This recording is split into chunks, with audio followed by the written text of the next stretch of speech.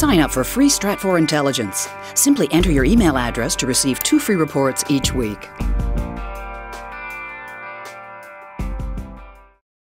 The Philippine government continues to assess its security situation following a series of alleged incursions by the Chinese into disputed territories.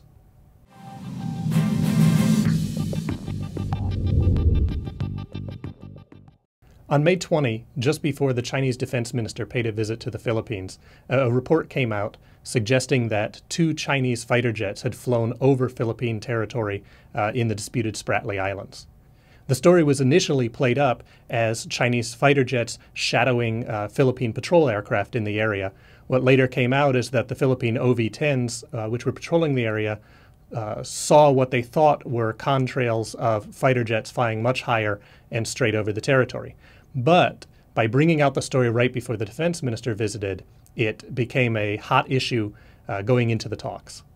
The Spratly Islands are disputed by many claimants, including the Philippines and China.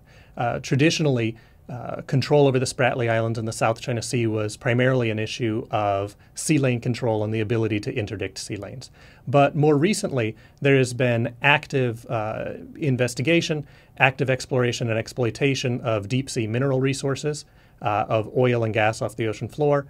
And as additional exploration takes place, the issue of the South China Sea and control over these islands becomes much more significant. One of the reasons the issue is being played up so much in the Philippines then is that the Defense Ministry is trying to find ways to obtain more and more modern military resources.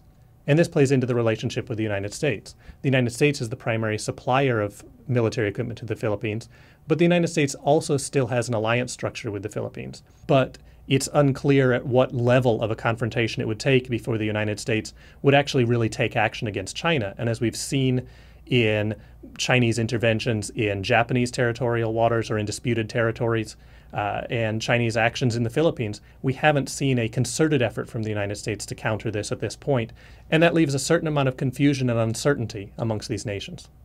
The Philippines really does have to walk a careful balance. China is the regional power in their area. China is a major economic partner for the Philippines. At the same time, the United States, again, is a significant economic partner and an alliance partner. For the United States, whether it's the Philippines drawing them in or the U.S. trying to get involved with Vietnam in this issue or even Malaysia, the expansion of Chinese activity in the South China Sea has become a significant issue for U.S. security in the long term.